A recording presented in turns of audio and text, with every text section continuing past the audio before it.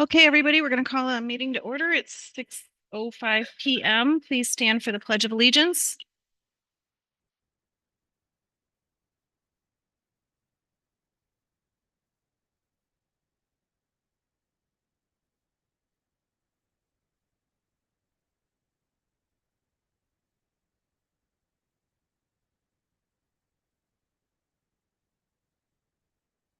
Shannon, can you do roll call, please?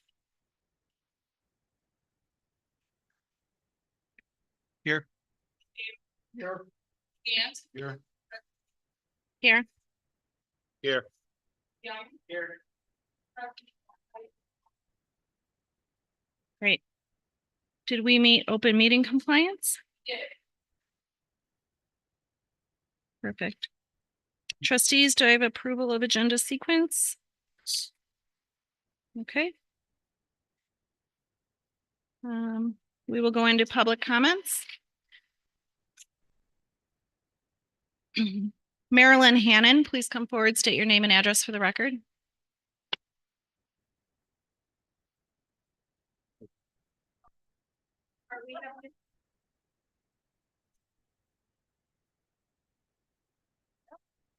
Okay.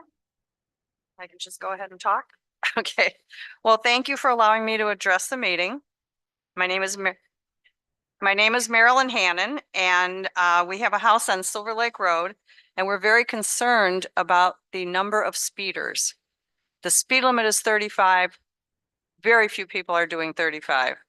We have people going past the house 60 miles an hour, and there's no way that that is safe because our mailboxes are on the other side of the road and we have to cross the road to get to our mail.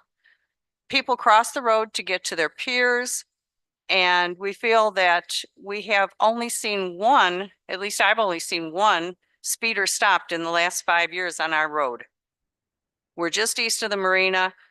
And I understand that, you know, people are in a hurry to get somewhere, but the speed limit either needs to be lowered, which would be ideal, because on Cogsdale, it's 25, but yet by us, it's 35, and we're mostly residential. The only thing that's not residential by us is basically the marina. So I would like to see them put in some sort of police patrol, at least start giving these people tickets because they're flying past the house. And we have to stop at the side of the road and listen for a car or a vehicle, because if you wait until you see them, it's too late. They're coming around the curve, they're hitting a straightaway, and they're accelerating. I saw a guy yesterday, a group of motorcycles, which I have no problem with motorcycles, but this guy was doing wheelies. So tell me how this guy could possibly stop if someone was walking from their mailbox or some child was crossing to go to the lake to go swimming. It's just very, very dangerous. And I would like to see something done about this because it is a big safety issue. And like I say, we do have a lot of seniors living on the street, and running is not an option for us. You know, if we hear a car, I mean, we just stop and wait, you know, but if you don't hear it and it's coming so fast and you're halfway out in the road, you know, you have no other option. So that's basically what I wanted to say today. And thank you for allowing me to do that. Sure, 28701 Silver Lake Road. Thank you.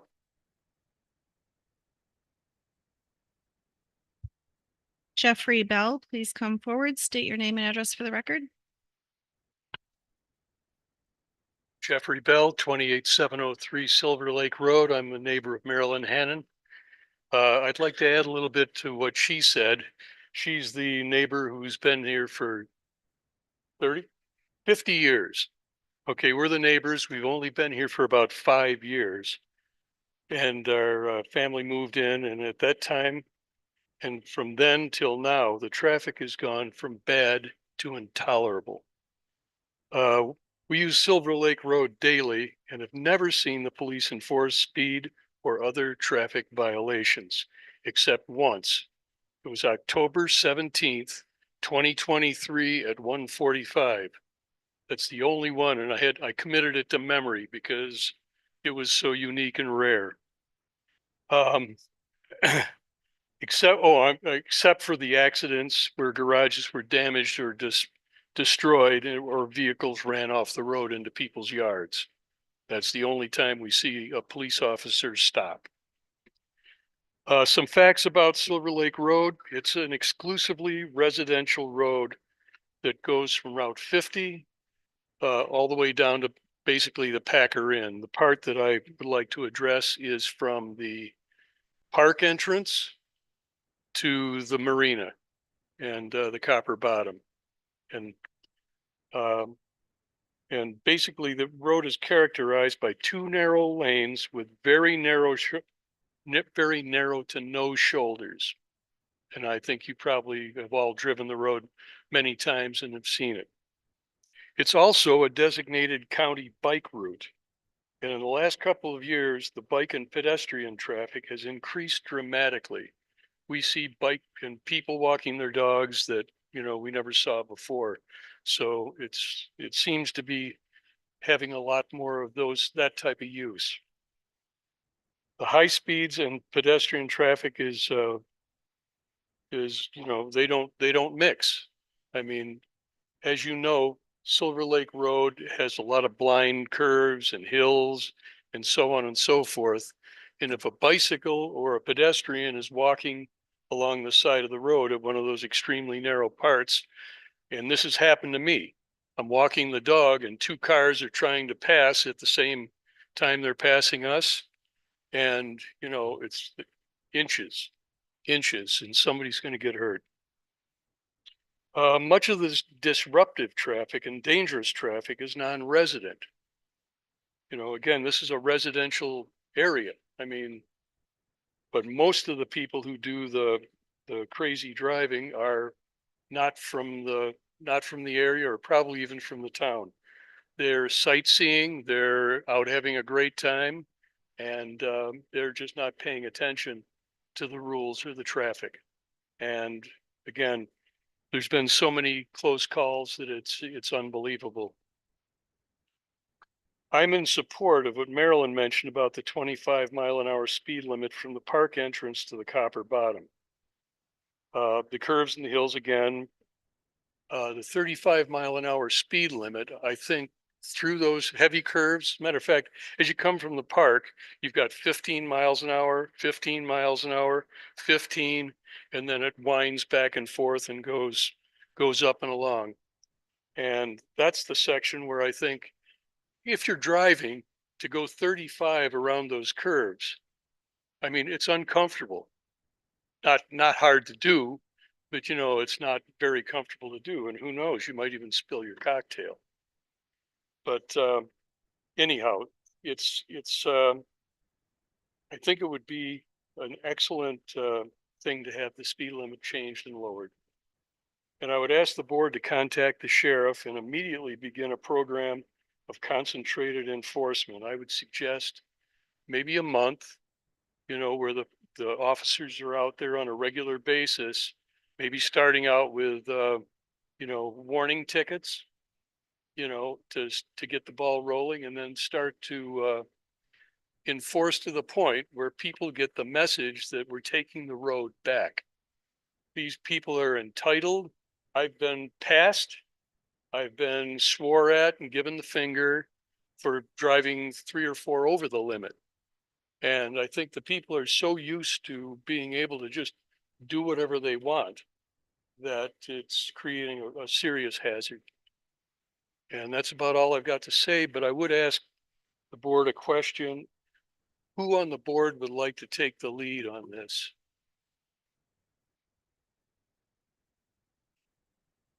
Second, who on the board is in favor of the 25-mile-an-hour speed limit?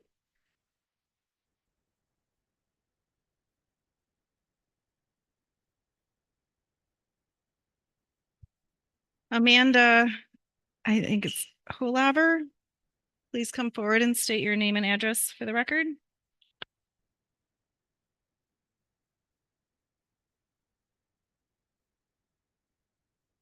Amanda Williver and 207 South Cogswell Drive. I am here because I marked the wrong thing. My operator's license was denied. I'm just appealing it. I have my letter and everything, so.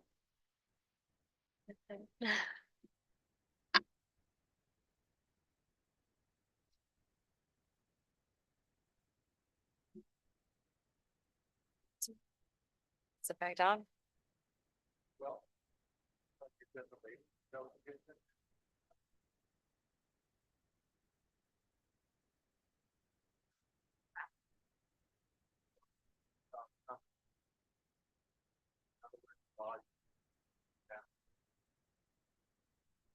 Okay. Okay, that's. Okay. Thank you. I'll leave my letter. Kevin Mathewson. Please state your name and address for the record. Good evening. My name is Kevin Mathewson. My address is 620 56th Street, Kenosha, Wisconsin, 53140. I'm a Gemini. My pronouns are handsome and thin. In 2023, February 23rd to be exact, I had to do what I've done 18 other times. So I've had to file a lawsuit against the Village of Salem Lakes. March 30th, less than a month after that, I had a court trial and I prevailed without an attorney against your former attorney who sucked. I won. I got a bunch of money awarded me. I got the records. For the most part, the village has been pretty good with getting me stuff. I recently made a request on July 1st and I was told it would be late August before I got it. While I think that's an unreasonably long amount of time, I agreed to it because there's some extenuating circumstances there. So that's not what I'm here for. I'm here and I won't say any names, so you don't have to gavel me. Don't gavel me, but there's a deranged woman who's been defaming members of this board, staff members, business owners, and myself. You all probably got an FBI document from me, which is something I felt I had to do, which I've never had to do before in my life, but I had to ask the FBI for a file on me, in which they said I'm not a person of interest to national security because this crazy woman said that I was a terrorist. If you raise your hand if you didn't receive that document, I think you all got it, right? Okay, I'm not a terrorist. Long story short is I made a public records request for her interactions with each and every member of the board and staff because I'm considering some action. I know that one of the board members here had to go get a restraining order, which is not a fun thing. I've had to do the same thing for somebody who threatened the lives of my children.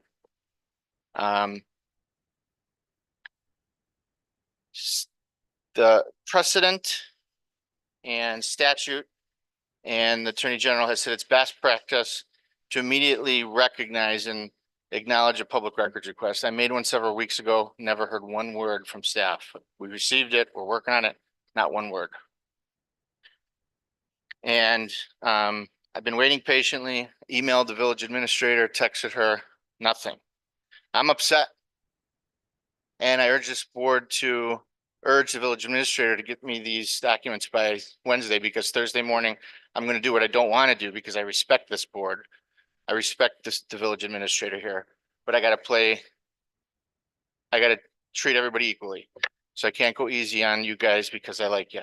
So this Thursday morning, I'm gonna be filing a lawsuit against the village of Twin Lakes because as statute says, records need to be provided as soon as practicable and without delay. And I think if I depose members of staff, I can prove that it's been delayed. Unnecessary redactments like email addresses, never received a redaction of an email address in the thousands of public records requests I've made in my career. But this village, for some reason, decided that email addresses need to be redacted. And I know just how quickly these records can be pulled up. You put a start date and an end date, you put the email address, you put a subject matter, you hit send, and within a fraction of a second they come up. Redactions have to be made, but I want those records by Wednesday, end of day, or Thursday morning. I have to go to court against Ramsey, which I don't like to do. He's a good attorney. But good for me is that the public records law is meant to protect people like me, not to protect governments who want to conceal, delay, and ignore.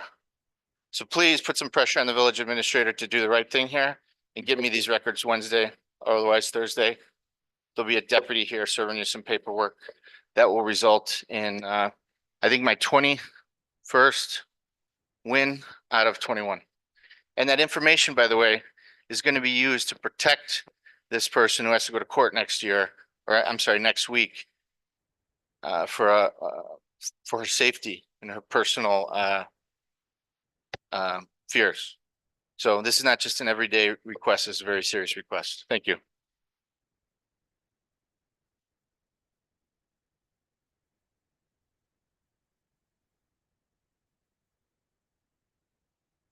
Okay, we're gonna go to number 7, president's comments.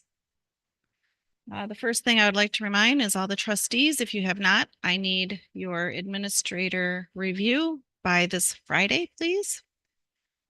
I would prefer that to be in writing and in my mailbox. We also are in need of volunteers for Salem Lakes Community Days, which is August 10th, less than a month away. And we need a lot of volunteers. So if anyone is interested, please let village staff know. That includes my board here. I would also like to take this time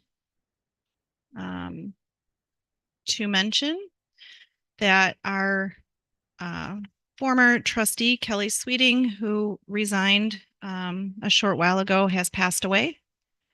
On, I believe, Saturday, she passed away.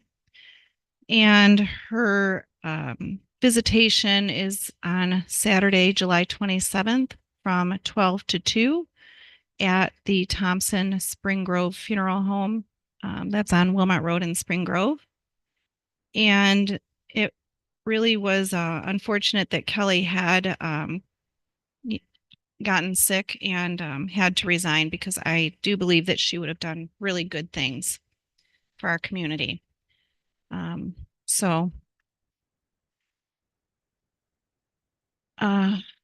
then this probably may or may not be the right place to do this, but I just want to recognize what happened on Saturday with the attempt on former President Trump's life. And this kind of goes hand in hand with something else. I just want to say that life is short and you should enjoy yourselves. My father passed away at my age, 52 years old. I'm not quite there yet, soon. My goddaughter passed away at 19 from brain cancer. So if you want to go out and dance, dance. If you want to go out with your friends and have some laughs and have a few drinks, please do. If you want to sing, I encourage you to do that. I do all of that and I am no good at any of them. But life is short. Just keep that in mind. And thankfully, Saturday, things turned out, God was watching over. So that's all I'm going to say to that. We're going to go into our agenda.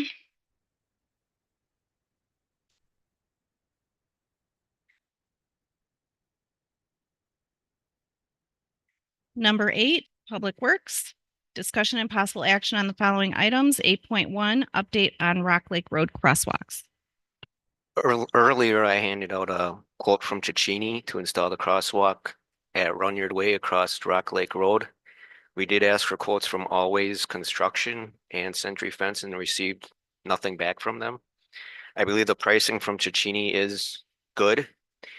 And I would recommend that if we do proceed, we just go with the regular paint for 1,500 as opposed to the epoxy for 6,300, or even using tape.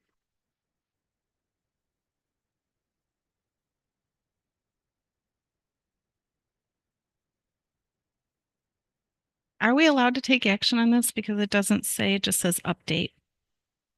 So I think we have to wait and put it on the next one. There is no action. It does say discussion possible action on the following items. But it just says update. So are we allowed to do a motion to proceed, or?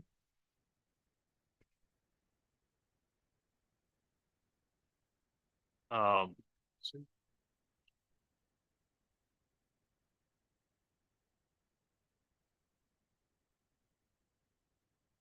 I would, I would hold on. All right, so there is Yep. nothing else on that. We'll go into number 9, information technology, a new category. Discussion and possible action on the following items. 9.1, server replacement for $10,371 from Super Micro Direct. Hello. I think you guys all got the memorandum. Basically, we have servers that are exceeding their lifeline, and we're able to reduce 2 servers to 1 server, and this 1 server is the one that is being replaced. So not only are we replacing, but we're also minimizing our equipment. And based on the pricing that we received, Supermicro Direct is the best price and is also the equipment that we currently use. So I did some research on all three companies. All three companies are pretty similar. Unfortunately, they're all owned by the Chinese. So that's unfortunate, but something we got to look past right now. So I'm in all favor for the Super Micro though. I'm in favor. We're only discussing. Okay, I'll make a motion to have Super Micro. Thank you. All right, so we have a first by trustee Young and a second by trustee Gant. Any other discussion? All in favor? Aye. Aye. Anyone opposed? Motion carries 6-0. We will go on to number 10, Treasurer's Office, discussion and possible action on the following. 10.1, approval of vouchers and disbursements for June 2024 in the amount of $909,430.75 is reviewed and presented. This is a large number because we're only doing it once a month. Is that correct? Yep. So everything should have been in the board portal for you guys to review. If you have any questions or anything.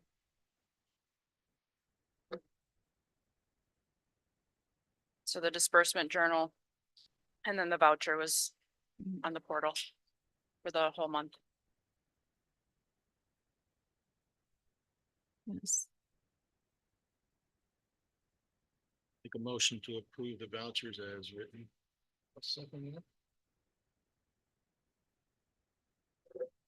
Okay, so we have a first by Hopkins, second by Faber. Any other comments or questions?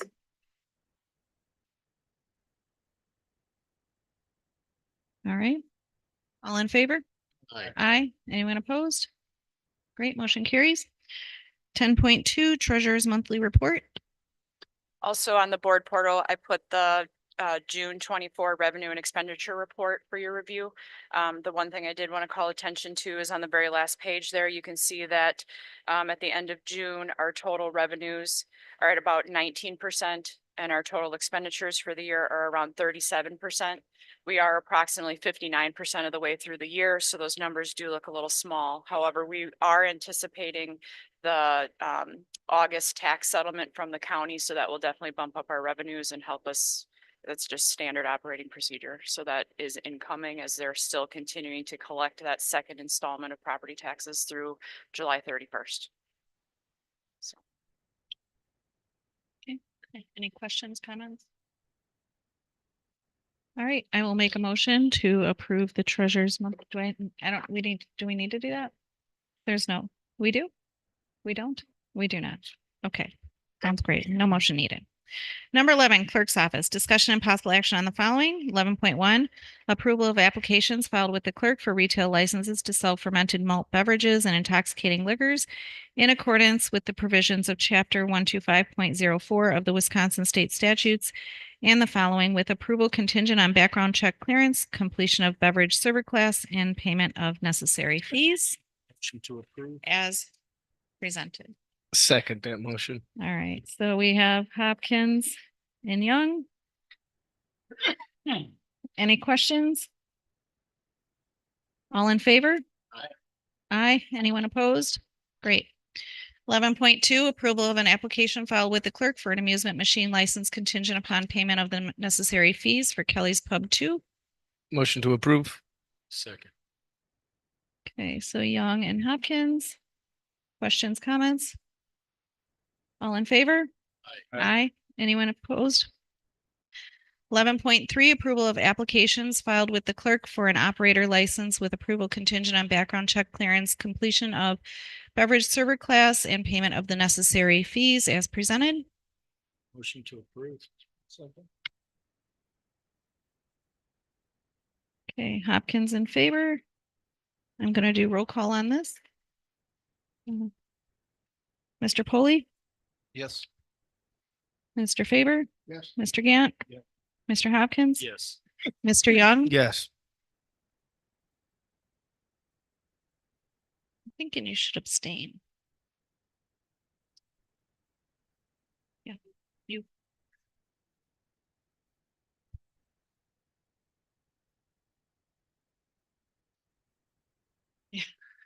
Okay, I'll abstain from, All right, No, and I'm a second. yes. So motion carries 5-1.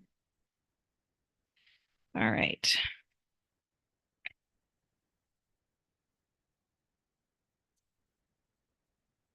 Yep. Got your back. 11.4, appeal from Brianna Scaletta regarding the denial of her operator license application. If Brianna is here, she's welcome to come forward and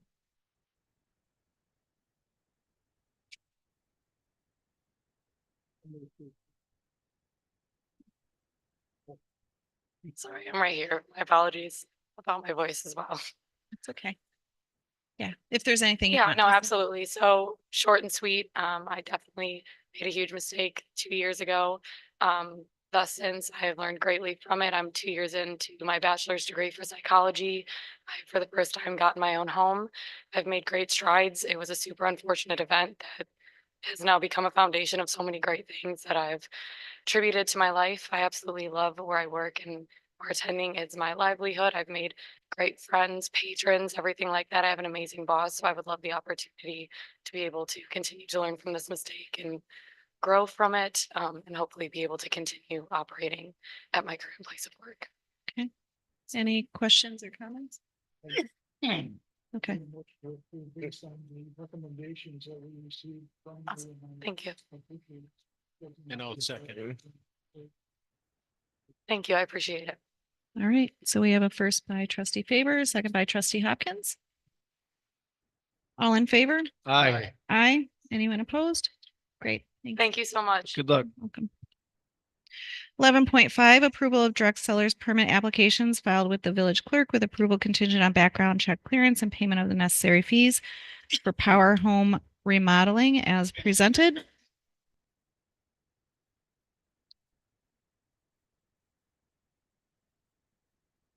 I'll make a motion to approve.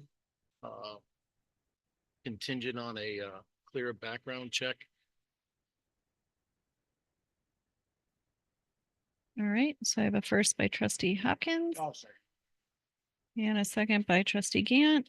Can I also like to make a comment with regards to these direct sellers that are coming around?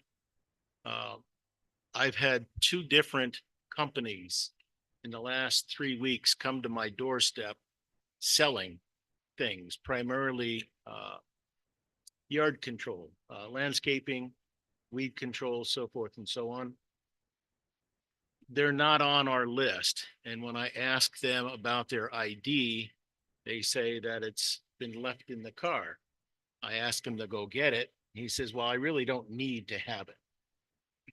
You know, wrong answer for me anyhow. I would strongly encourage the residents of Salem Lakes. If someone is approaching your door for whatever reason, trying to sell you something, if they don't have a direct seller's permit hanging around their neck, turn them away and call the non-emergency number of the Kenosha County Sheriff. Okay, because they will chase them out of town. But it's happening more and more and more recently. Thank you. Okay. All in favor? Aye. Anyone opposed? Great. 11.6, approval of minutes for the June 17th, 2024 board meeting. Abstain. I will make a motion to approve the minutes for the June 17th, 2024 board meeting. I'll second. Second by Hopkins. Mr. Polly? Mr. Faber? Yes. Mr. Gant? Yep. I'm a yes. Mr. Hopkins? Yes. And trustee Young Young? abstain. All right, great. I heard you, but you were out of turn. I'm never out of turn. 11.7, approval of minutes for the July 1st, 2024 board meeting. Approve. Second. Gant and Polly. All in favor? Aye. Anyone opposed? Great. Number 12, Administrator's Office, discussion and possible action on the following request for proposal for municipal court attorney.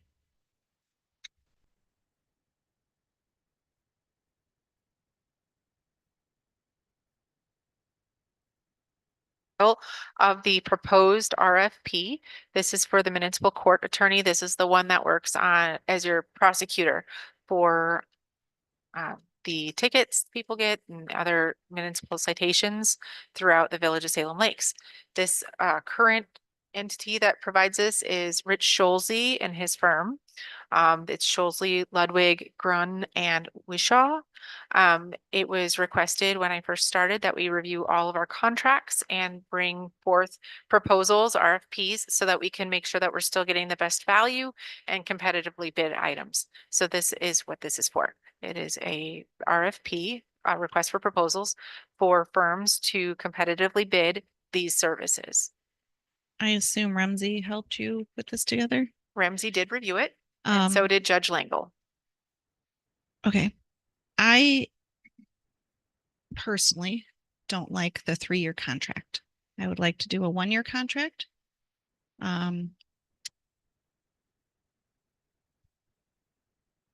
I don't know if that is how you feel about that. Anyone? Yeah, that's one issue. That's policy choice you Yeah. guys can make.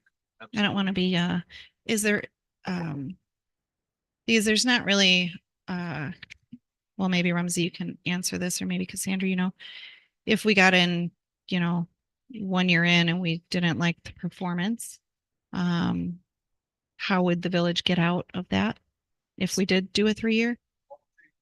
Things on those general questions. Number one, when I saw the 3 years, I presumed that that's what the village had previously done. I've seen other cities, villages do it that way. And one reason it is often 2 or 3 years is because of the length of time to prosecute certain Yeah. actions. But irrespective of that, your second part of your question was, can you withdraw? Is there a way to exit? And absolutely, that'll be built into the arrangement, whomever you select. Okay. I would be okay then with a longer, if there was a way for us to exit that contract if it wasn't working out. At this moment, this is just a request for proposals. At the point that you select a firm, then you work on the contract. In the contract, that's where your exit language is. Okay. So you would want to make sure in the contract you have a really solid exit language in the event that either party is not satisfied. Okay. And just so the public is aware, we have not had a contract for municipal attorney before, so this is brand new. Yeah, I agree. 3 years is Yeah, I would. If we can have an exit, then, I understand where Ramsey's coming from, and some things do take longer. So if everybody's certain that we can do that, without any, we don't have to buy them out of the contract or anything, then I'm okay with that. And I would work with Ramsey's firm to ensure that we do have solid language in there to protect the village so that you could exit at the time you needed to if you weren't getting the service that you had contracted for. Okay. And then my next question is, how are we going to solicit proposals for this? So we will put this on our website and we will also circulate it Okay, as best as like we on can. the Kenosha News, maybe, or, okay. Okay, anyone have any other questions?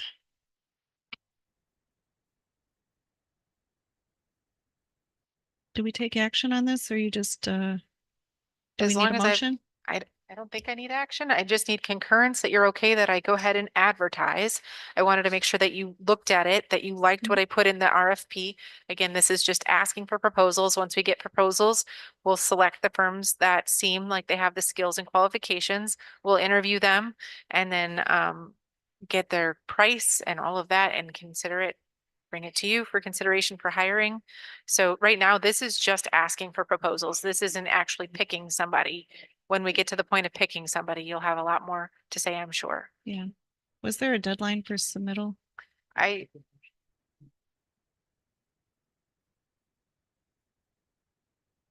there is a timeline in here. It asks Sorry. for no later than August 9th there is you when they would be submitting their proposals. My goal was that we were going to get proposals in time that we could then interview and then be able to provide during budget what That's- the cost would be. So we want to Okay. have all of the interviews done, a budget locked in for what we think it'll cost for budget discussions. Sure. Okay, so we have a motion by trustee Faber to proceed with the proposal. Second by trustee Polly. All in favor? Aye. Anyone opposed? Motion carries. And next we go to 12.2, which is village trustee training, also a first for our village, I believe, and you are all welcome to stay.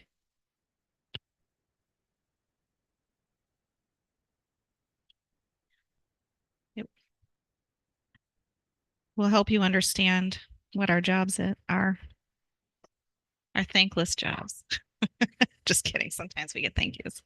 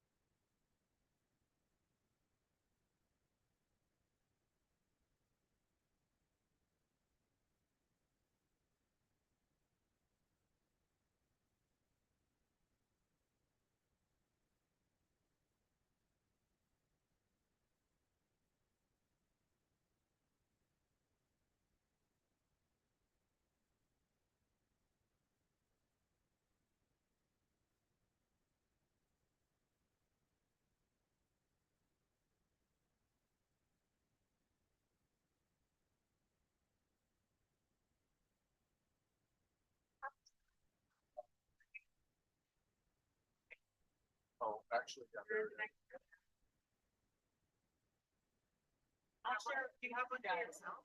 Yeah, I've got my.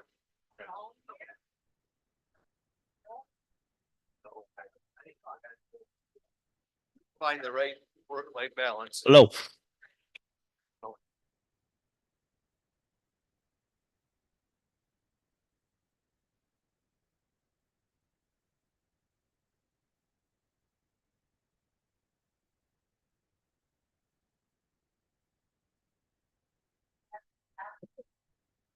What time's the storm coming? It's coming. Then we're gonna keep this short and we're gonna move fast. So the materials are for you to peruse on your own time. I've broken things down into a couple things and there's a slip of what I'm gonna cover. And for Rita and Bill and one other lucky person, I was able to slip it on your front cover. We're gonna do an introduction about your general roles in governance, as well as legislation. And 2 and 3 are open meetings law and open records law. And then we're also gonna go over some ethics. At the bottom of this short 1-page sort of overview of everything, I've also plopped in some resources for you from the Wisconsin Attorney General's Department of Justice, Office of Open Government, the Mass and Local Government website, League of Wisconsin Municipalities website for the resources for new officials. And lastly, well, there's actually two links there. I know some of you are already old hats at this, but I think that this is going to be a good primer for everybody. I'll go through things very quickly. So the first, one of the first tabs should be something called, so you want to be an elected official. And what I'm going to be doing is jumping around and just pointing you to some key sections. If you got a highlighter or pen or pencil, you can certainly mark it up to your heart's content. Purpose of this is not to read word for word everything. It's just to get you acclimated to where everything is and the different concepts. Also, a lot of this training is done for other communities along these lines. So I'm not doing anything different or special for Salem Lakes. So in this document, so you want to be an official, go to page number 1 at the bottom. And you'll see the words in big introduction. And about 3 paragraphs down, once the election is over, things change. Candidates who have won an election based on their position on a single issue soon discover that they are responsible for a much broader array of challenges. That's absolutely true. A lot of the remarks I'm going to give you on general governance also primarily flow from the things I've seen in litigation, where I've seen communities lead to dysfunction, where I've seen a lot of lawsuits. So there was some provisions in here that really spoke to me that I wanted to highlight for you. In the next paragraph, in order to be effective, elected officials must work as part of a team to establish a shared vision for the future, develop goals and plans that make the future possible, and work with their colleagues and constituents to enact local policies and laws that lead to accomplishments. Next page, working as part of a team. Drawing your attention to the second paragraph and the last sentence. When elected officials get mired in blame, recrimination, or division, civic progress can grind to a halt and the community's sense of common purpose can fracture and lawsuits will follow. Next page, roles and responsibilities. The subtopic here is legislative versus executive authority. Governing bodies are legislative bodies, as you know, which means you guys, your job is to make policy decisions. The most technical policy decision you make is passing budgets. This section talks also about cities, but if you drop 3 paragraphs down or 2 down, the paragraph beginning in cities, but then the next sentence is in villages. In villages, executive authority is shared among the village board collectively, unless the village has a manager form of government, which this village does not. If we drop 2 pages down, it's going to discuss this more. The page begins understanding your municipality's form of government and classification. And this is from the League of Wisconsin Municipalities. And on this page, understanding your form of government, in the second paragraph, 3rd sentence, the most common form of village government is the president board of trustees form, which is what you have. Under this form, a board consisting of a village president and village trustees governs the village. Trustees and presidents are typically elected at large. President board of trustees form of government does not clearly distinguish between legislative and executive authority. I'm going to get into that later because you guys have both roles and what is the role of each. You operate as a whole, exercising executive and legislative authority. The president is a village trustee who gets to vote on everything, just like every one of you. The village president has additional statutory administrative responsibilities, which I won't get into here. But the village president operates as a trustee, not like a mayor. In some municipalities, you also have a professional administrator. That's the last paragraph in this section, and that's what this village has. Next page. You'll see a section called the 3rd branch. That's your municipal court. And that's where I think this happened in one meeting where there was a discussion about some topic that addressed the municipal court, and that's where you'll get into separation of powers type issues. So, next section, working with other jurisdictions. and I thought a couple of these sentences were important because I know that this community will face it. About halfway down, you'll see cities and villages often work with neighboring jurisdictions, as well as county, states, and federal agencies. To serve a citizenry that doesn't know and often doesn't care where the village or city ends and the town begins. Next page. In some cases, that can involve complex technical interjurisdictional agreements for services from zoning, public safety, sewage, other utilities, EMS, fire, everything. It's entirely proper for communities to work together to reach cooperative agreements on all sorts of things. There's a whole statute that governs that. We can help you out with all that stuff. It's basically a contract at the end of the day. The next page, and I'm not going to actually go through it because I'll cover it later, is just a very overview primer, very short overview primer on ethics. Ethics is a broad umbrella term. It can mean the state statutory provisions on misconduct. It can involve financial dealings and that sort of thing, which we'll come back to in a moment. But so I don't forget it. Every one of you, if you ever have an ethical conundrum, there's a state statute that allows you to come to me to get an opinion. And if I put it in writing and give you that opinion, that gives you some level of immunity and protection.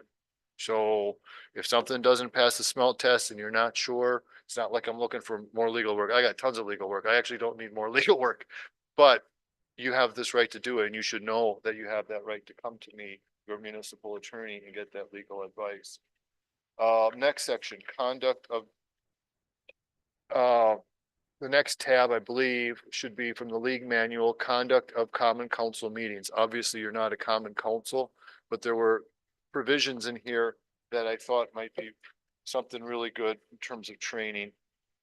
And the first page, introduction. And you can, every time you see the word city council, just substitute it for village board. And maybe I'll just use governing bodies. It's the second sentence, governing bodies generally exercise their authority and responsibility through the enactment of ordinances, which prescribe uniform general guidelines for the affairs of the community. These legislation, and I'm going to describe shortly the differences between legislation and resolutions, or ordinances and resolutions. But passing legislation is not without some kind of limitations, substantive limitations. And what are those? I don't know if you've ever been trained or educated on these, but I wanted them on your mind. It's the bullet points you'll see here at the bottom of this page.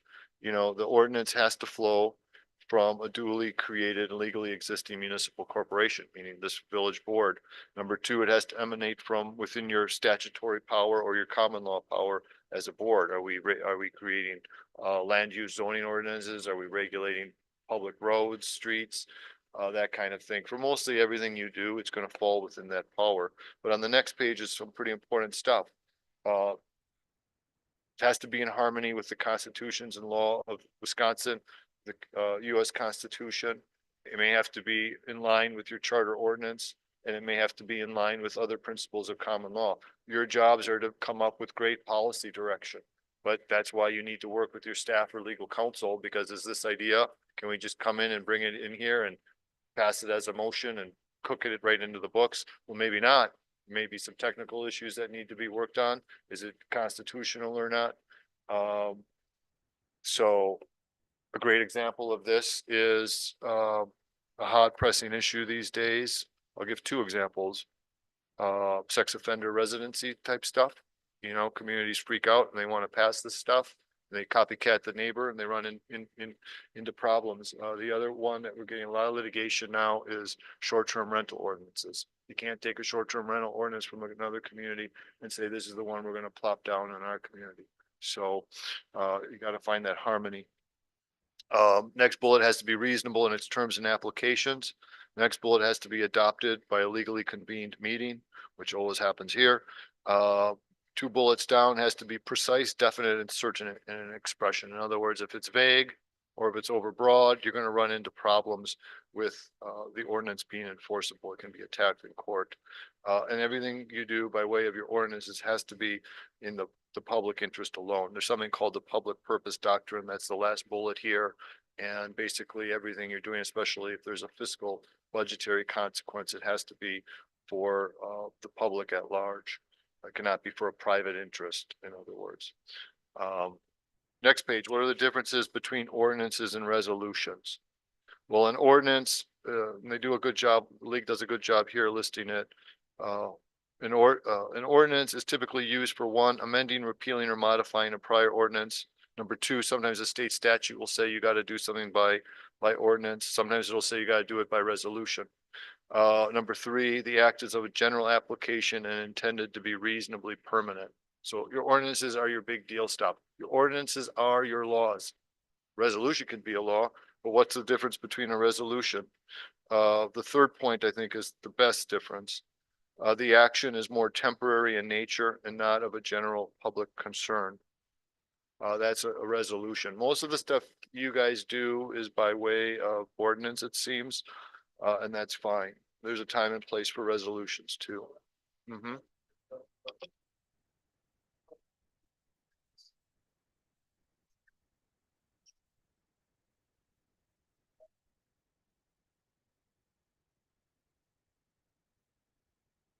Well, it may depend on the subject matter. Sometimes the subject matter itself is temporary. But it can have a sunset type clause. So I don't know if there's a specific subject area you have in mind. Yeah.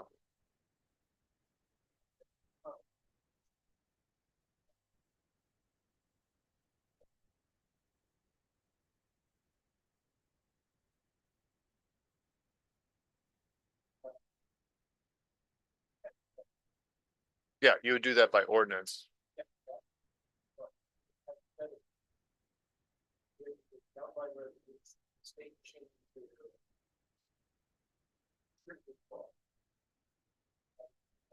Mm-hmm.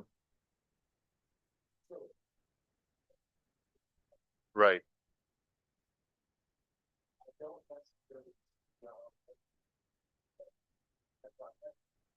We would want, in something like that, you'd wanna amend the ordinance to bring it in line with whatever the new case law or statutory development would be. Your resolutions are gonna be more like, a resolution,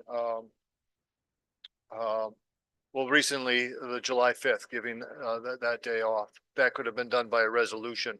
The issue there was we had to also fix, how the code itself was reading, but now that the code is, amended, in future years, you can have a resolution, Village Hall is closed this day.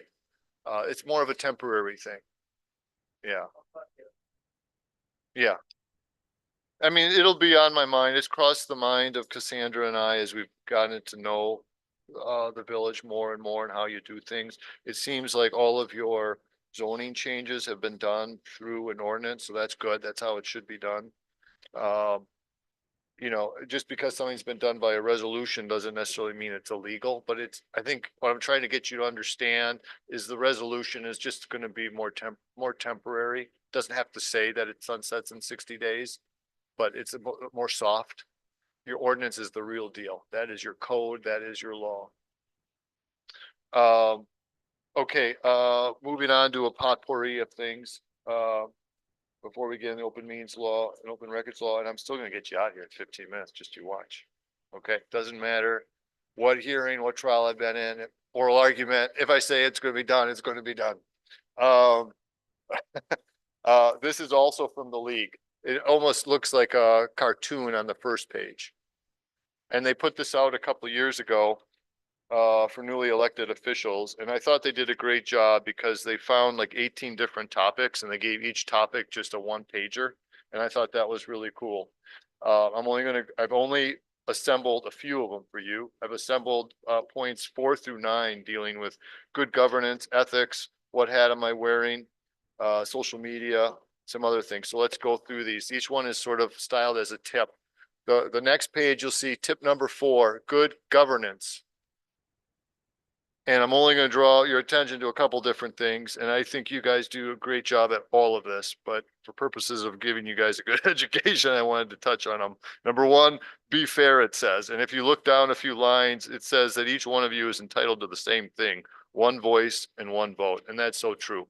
And when we see communities working really well, that's what we see. When we see there's dysfunction, it's only one person leading everything. Not everyone is contributing. They're not letting each other speak or deliberate or have their competing viewpoints. And I think you guys so far are doing a good job with that. On the right side of the margin, stick to the agenda, which kind of gets us into open meetings law. But I like the last sentence of that. It says, discussion and debate is healthy, but when that discussion moves away from what's on the agenda, the leader of the meeting should bring it back to the subject. Stick to the subject and respectfully remind your fellow elected officials to do the same. So I think that that's pretty important for open meetings law compliance.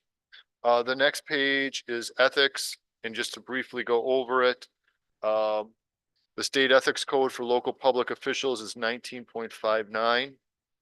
And there's there's maybe like 4 main points here. Number one, elected officials may not vote or otherwise use their office on a matter that would have personal benefit or financial impact on them or their immediate family. Number two, they cannot offer or receive anything of value that could reasonably be considered to influence their vote or judgment. Number three, towards the bottom of that first big paragraph, officials are required to abstain from voting if there's a conflict of interest. By abstaining, you should be announcing at the outset that you're going to abstain from this. You should also get off and technically even move outside the room. There's Attorney General guidance on this that speaks to this, because even your presence, your demeanor, being in the room might still be considered as having an adverse effect. So the best practice, and the clerk will note, they have they're going to abstain, and they've also left the room.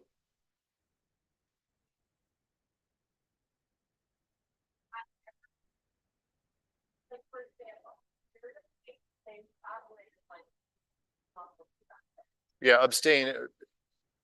Yeah, I would agree. I would agree. But if there's going to be debate and meaningful debate, they should leave the room.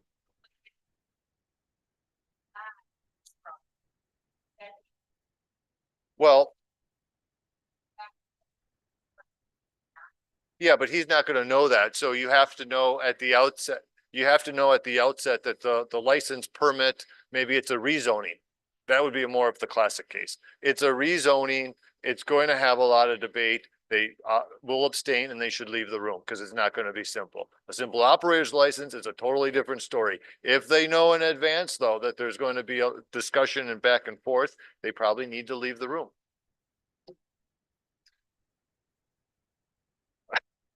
But you're right. I mean, otherwise it'd be like popcorn up and down and leaving the room. Yeah. Next section, no private financial interest in public contracts. And there's really kind of 2 violations here. One is right in the middle of this paragraph. You'll see with stat 946.13(1)(a), which prohibits officials and employees in their private capacity from negotiating, bidding, entering into public contracts. Then if you move your eyes down in the paragraph, you'll see with stat 946.13(1)(b). And the second way you violate it is participating in the making of a contract in their official capacity, performing some function requiring the exercise of discretion regarding a municipal contract. So stay away from municipal contracts if you've got some kind of interest.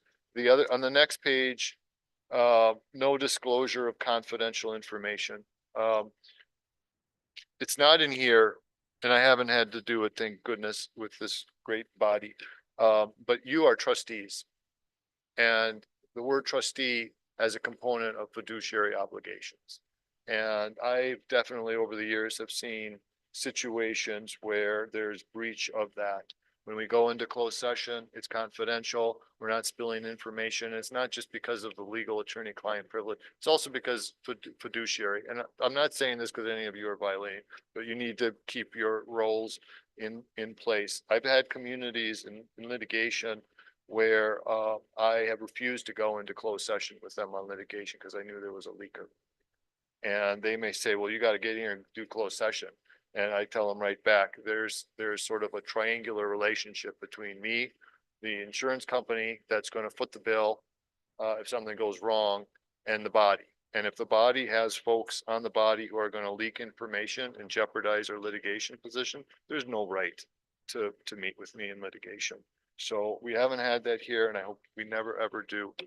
So very quickly going through the open meetings law. We are going to jump around. It's the next tab in your handout. So first page, broad public policy. What you need to know is both, and I'll get.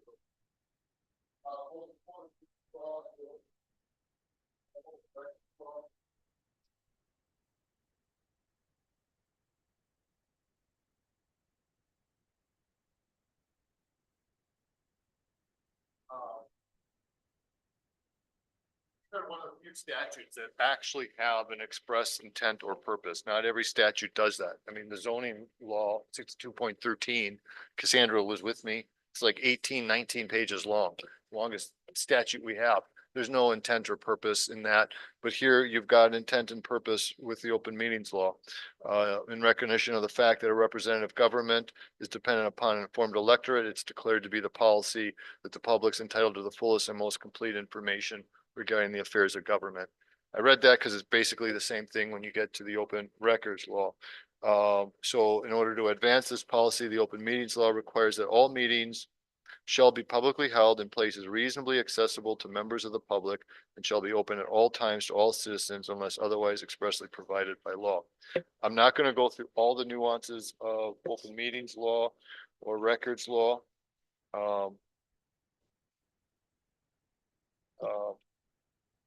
But just a couple of highlights. 2 pages over, you're going to see a section called ad hoc gatherings. And this is the Attorney General's guidance manual, by the way. So this is as good as the statute itself. He says some gatherings are too loosely constituted to fit the definition of a governmental body. There's an example that the Attorney General uses that involved, let's see. I forget which community, but actually this was an informal Attorney General opinion who concluded that a loosely constituted group of citizens and local officials instituted by the mayor to discuss various issues regarding a dam closure was not a governmental body. The Attorney General said that because there was no rule or order defining the group's membership and no provision existed for the group to exercise any kind of collective power. But that's the rare exception. Just about everything else you do by way of governmental meetings or getting together, you're going to trigger the open meetings law. And maybe it's another page or two down, but when I find out that you're going to have a meeting, I think one time you had a meeting with local Department of Commerce or Business Association or the like, the best practice is let us know, let Cassandra know, and then we'll post something that protects you that says one or more of the members may be attending something like that to collect information.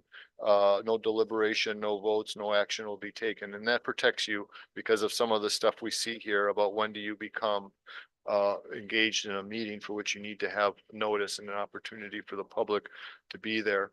On the next page, you're going to see at the very top the numbers requirement. This is just the other element of what is a public meeting. If you have enough people there to create a quorum, you've got a meeting going on. But you can have less than the number, and that's called a negative quorum. If you look at the first paragraph, the third line right in the middle, the power to control a body's course of action can refer either to the affirmative power to pass a proposal or the negative power to defeat a proposal. Therefore, a gathering of one half of the members of a body or even fewer may be enough to control a course of action if it is enough to block a proposal. This is called a negative quorum. And if you're involved in that, you're involved in public meetings law and probably involved in a public meetings law violation. On the next page, I'm sure you've all heard walking quorums.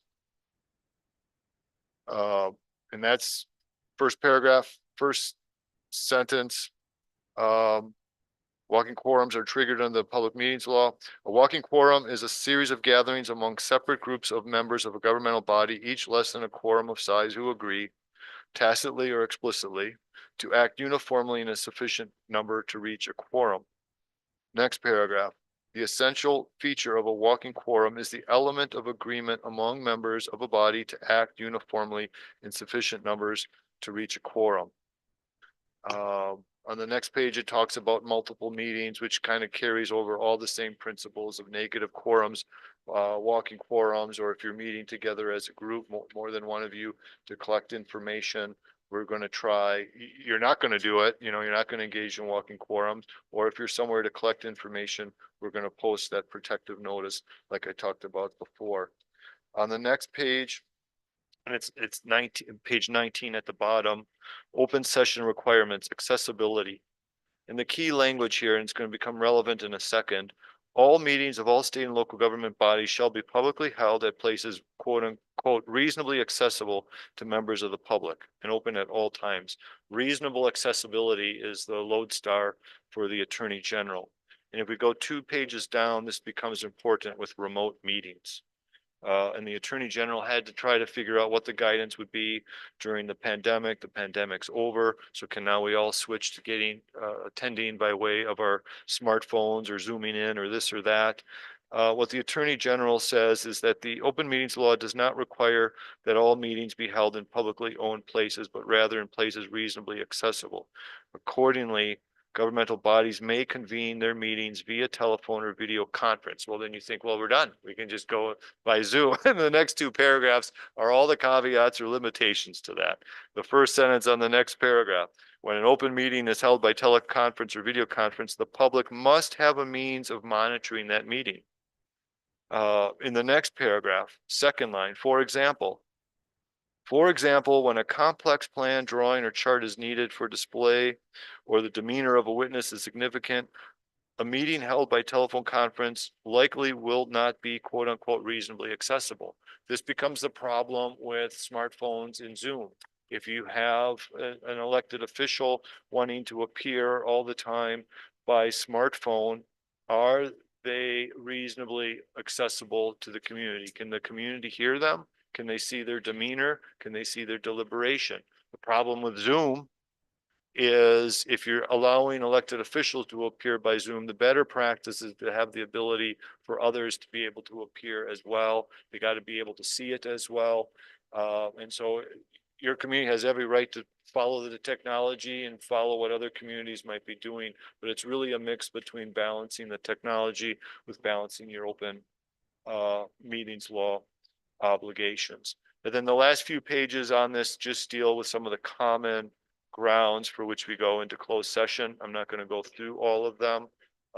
Your administrator and clerk do a good job of asking, is this something that we can go into closed session? And then we try to help navigate all those exceptions. And yes, minutes have to, or the agenda has to say we're going under all these exemptions.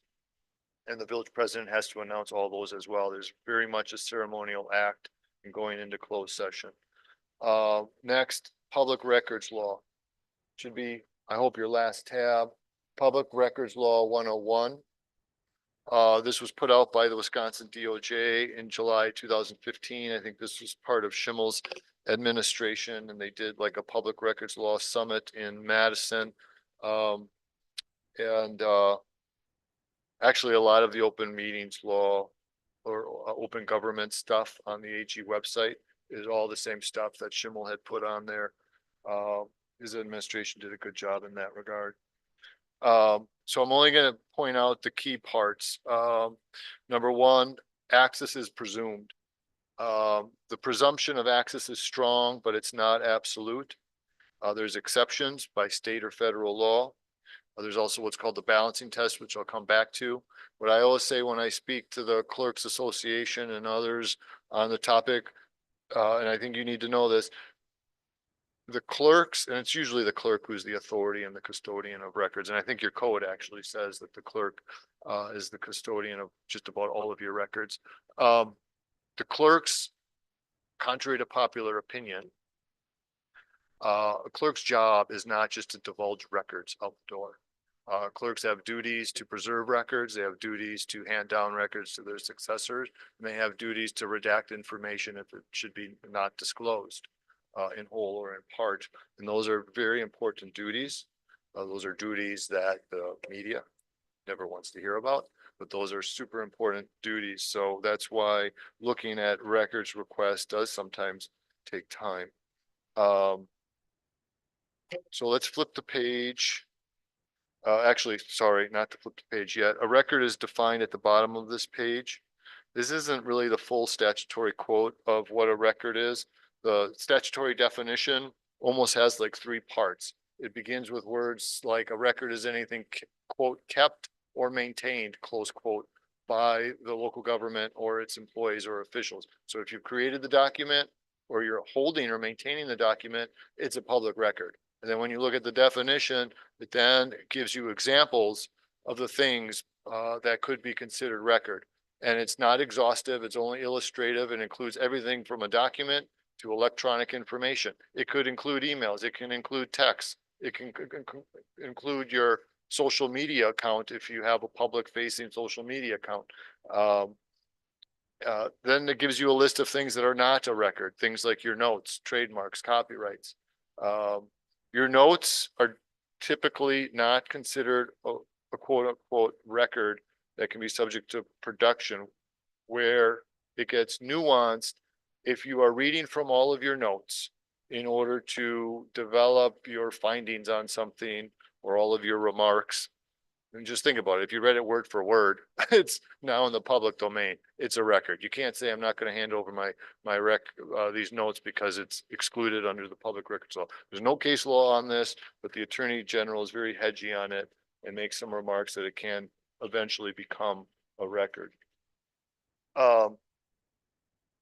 So in the next page, you'll see point B, content determines whether something is a record, not its medium, format, or location. Very true. It's not the label you give the document. It's not the nature of it.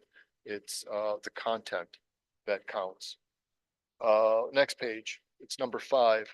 Record preservation requirements apply. If a public records request has been made, and what's important to you guys, if they made a public records request that could capture text, emails, anything like that, they have to be preserved. If you're not preserving it, we run into open meetings law problem. If it's something that's going to lead to litigation, we're leading into destruction of evidence and an adverse inference instruction against you. And that's also going to become a problem. So when a record request comes in, obligation to preserve records while we decide what's going out the door and what's not going out the door. Your response, number 6, statutory language is quote, as soon as practicable and without delay, close quote. What does this mean? The Attorney General has simply said that for simple things, I want copies of your agenda, copies of your minutes, things that are easily accessible, 48 hours up to 10 days. That's the general rule of thumb. That's not the statute. It's just the general guidance from the Attorney General. But what do you do about things that are more complex? Well, the first thing you do is you call me to help litigate and defend the case, because that's where we get to wire data versus Village of Sussex. That's my case, 6B. A reasonable time for responding to a specific request depends on the totality of circumstances, including the nature of the request, the extent of the request, and the staff and other resources available to process that request. And that is still the standard in our law. The Attorney General actually supported that standard. And it was great to see the Supreme Court cemented. Next point, number 7, requester's identity and motive are not relevant. It says generally, it's basically 99% of the time they're not relevant. There is few cases.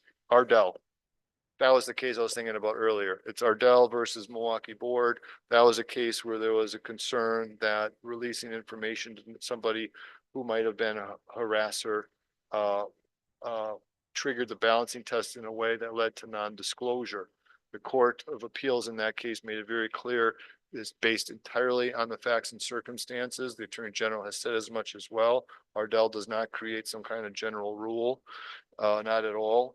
But most of the time, they can be anonymous. It can be a person. It can be an entity. How they're going to use the information, why they want it, doesn't matter. We should not be asking, well, why do you want this? That's going to be your first problem, because you might be chilling their ability to make a records request, which can be a problem itself as well. Next page, a request need not be in writing, but must be reasonably specific. You know, the statute only has one provision that really goes to the scope of a request. It's 19.351H. and it says that there must be reasonable particularity with respect to the request. Does that mean time? Does it mean subject matter? It depends, fortunately. It would be nice to see the Attorney General come out with something that specifically said it has to be both reasonable in its limitation, time and scope, as well as subject matter, but it's a case by case evaluation of the request.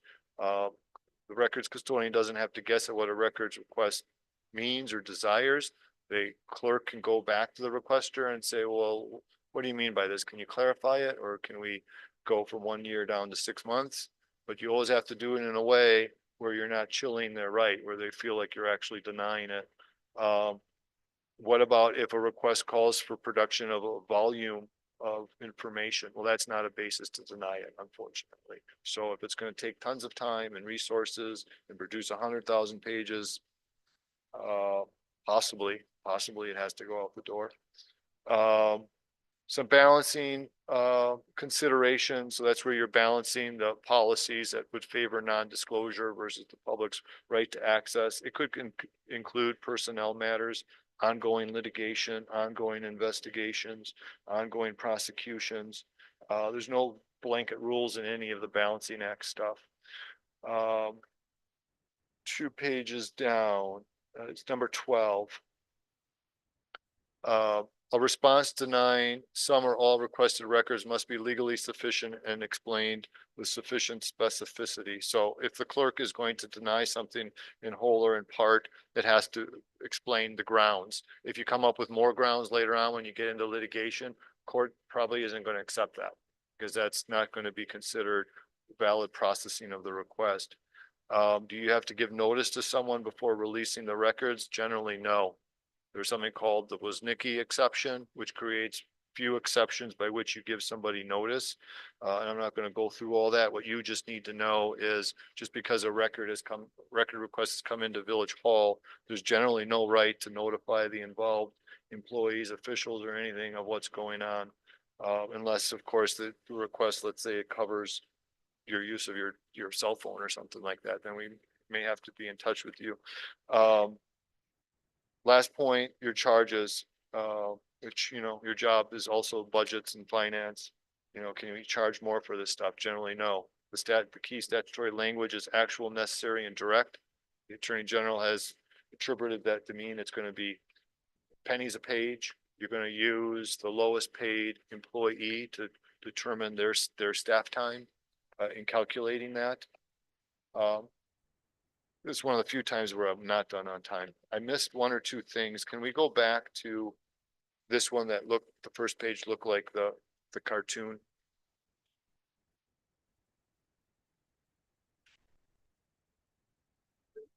The deer, yes, with the deer in the headlights. And there's a few pages down, tip number 6. I'm only going to go through like 2 of these. And I'll go through them quickly. Tip number 6, what hat am I wearing? And I want you to know this and appreciate the difference. You guys wear 2 hats, especially as village board trustees. You wear a legislative making, policy making hat, and you also wear at times a quasi judicial hat. In here in the left margin, you'll see the league has broken down the difference. Legislation is budget, enactment of an ordinance, adoption of policy making. Your quasi judicial role is things like revocation, suspension of an alcohol license, appeal of a tax assessment, variance applications to the zoning board of appeals, which isn't this body, disciplinary matters before the police and fire commission. What I want to say about this is just about everything you guys do is legislative. But if there comes a time where you're engaged in decision making, such as revocation, suspension of licenses, you are basically judges and you have to act like a judge. You cannot be receiving information before you make the decision other than the packet or the appeal or whatever it might be. You can't be discussing it in advance. You can't be doing your own investigation. You cannot do your own investigation of things. You have to rely on your staff to put all the information before you. Because if you do this other stuff, you engage in what's called a due process violation for having impermissible bias or collecting ex parte information. You have to be the judge, receiving everything at the meeting, treating the process fairly, weighing the facts, applying the facts to your code or to the law, and then making a decision. Last point. Yeah.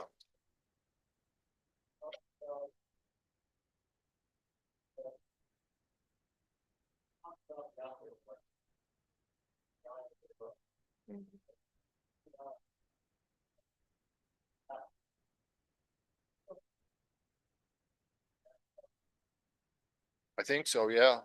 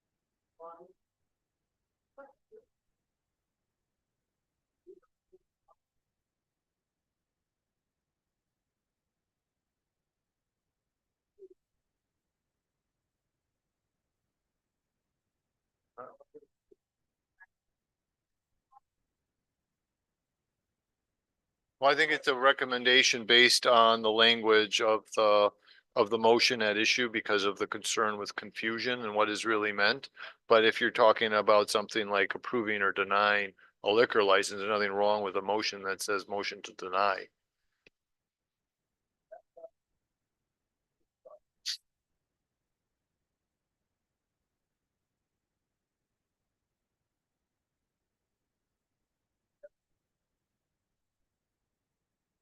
Possibly, and I didn't quite catch that on your agenda. I didn't quite understand what was meant by it, and I also don't know what your prior practices are in this regard.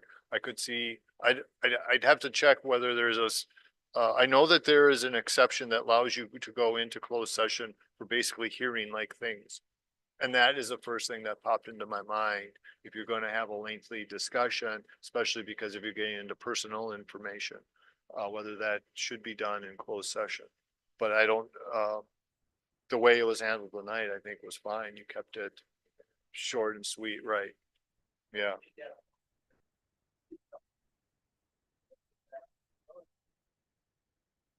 Because you did it in open?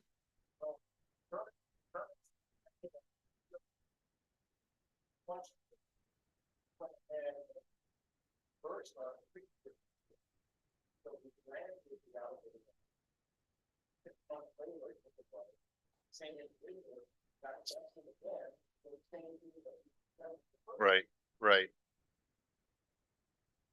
Yeah, I think one thing that we should probably make sure you're doing is following chapter 125's provisions on reviews and denials. Um, for instance, I don't know if you make a denial, how does that ultimately sent out and crystallized? Is there appeal rights from that? Because a lot of times you might have appeal rights. And I don't know how you typically have done that.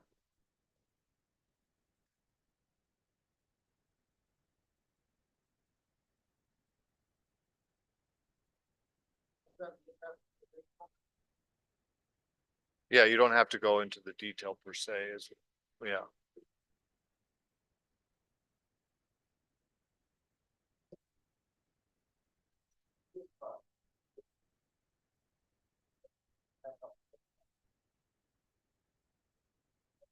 No, I think what happened, Cassandra and I will talk and make sure that we both understand your process, especially when you're gonna have denials. Um, so it's on my radar. Um, the last point, and we'll wrap up. It's tip number 9. Division of roles between elected officials and staff. Before this was something about social media. The quick answer on social media, keep to accounts, please. And if you start deleting someone on your public facing account or whatever, you got to be mindful of the First Amendment implications, okay? If there's, because they can claim you didn't let me comment back to you on social media, therefore, you violated my First Amendment right. A very nuanced area. If you want a separate discussion on that, a separate time, we can call me or Cassandra with questions if you have that. But be very, very mindful of it. A very fertile area right now, and First Amendment cases are tough to win. Last point, tip 9, division of roles. And this basically says that you as elected officials are policymakers. You're not to come down into the weeds of what the staff are doing. There's some, especially on the East Coast, even with counties, there's county boards of commissioners who actually have a role, let's say on the Public Works Department, and they're there to supervise and monitor. That is not how Wisconsin communities do it at all. Whether you're a city council, a village board, a town board, you're policymakers and just that. And I thought that the few best practices that they put here in the right margin were all very good. And I'm saying this just because of where I see with dysfunctional communities and litigation. And you guys are not a dysfunctional community, and I want to keep it that way. Know and trust your staff.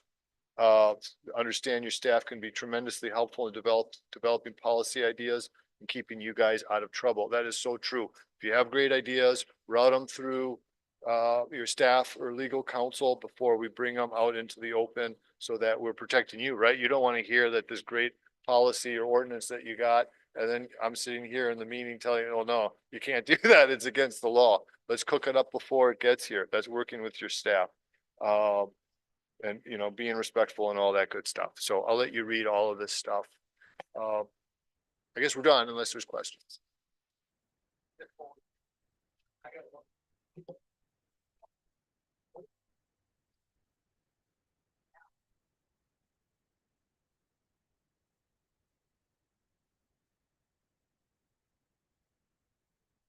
Yeah, it probably is, because I think if you kept both sets of those doors open.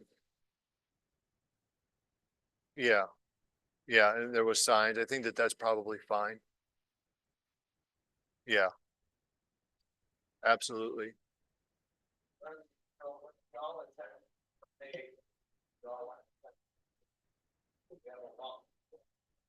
Well, you have a walking quorum if you're all attending the parade on the same block with the same, on the same blanket. Oh, you'd all be walking together? Yeah, no, it's a good hypothetical. Best practice would say, yes, we would post something that says, that the elected officials are walking in the parade together. Because you don't want some citizen finding out that something was discussed and that crystallized your vote. Yeah.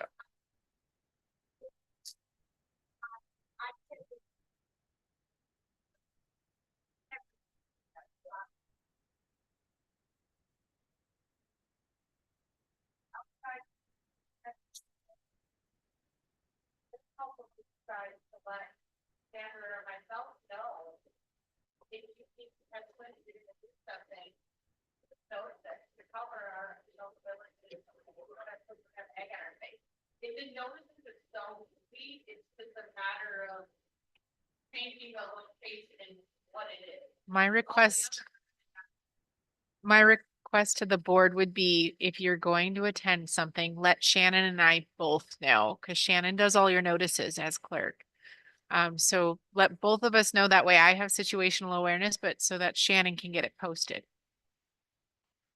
And this is really where you know you're going to go together, the parade, the businesses. So this isn't necessarily if 3 of you happen to show up at the local fish fry house or something like that. It's a chance meeting where you violate the open meetings laws if you all decide right then and there to have a discussion, but you wouldn't do that, and we don't need to have the notice.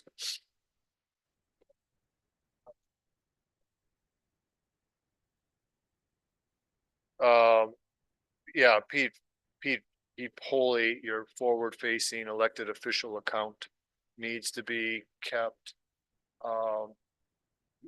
public-facing only, and probably best practice would not be deleting, adverse comments. I'm not a social media person. If there's a way to do your social media where it's solely your outgoing expression, go for it. We were elected. You have a right to say I support gun rights. I'm a Democrat, I'm a Republican, whatever your politics and leanings and policy, you can do all that. You run into problems where you say, I'm going to support, buying this new public or this new fire truck. And then someone wants to respond to you and say, no, I think you're an idiot. We shouldn't do that. And then you delete them. Now you're running into a public, First Amendment problem. You might also be running into an open meetings law problem, depending on how you're characterizing your intended action. So, but you're private, whether you're sending an email, a text, or you're Facebooking with a spouse or someone, I'll be home by this time, or I'll pick up the groceries on the way home. That's all really private. Yeah, then you're becoming more in the line of, you're getting into open meetings problems, you're getting into open records problems, you're getting into First Amendment problems. That's the takeaway. If you saw any of the headlines on the two big social media cases in the US Supreme Court just 60, 90 days ago involving public officials, that's the takeaway from the two cases. Keep your accounts separated until all this can trickle out in the courts. Okay. All right, I'm gonna make a motion to adjourn. Seconded by Hopkins, all in favor? Aye. Anyone opposed?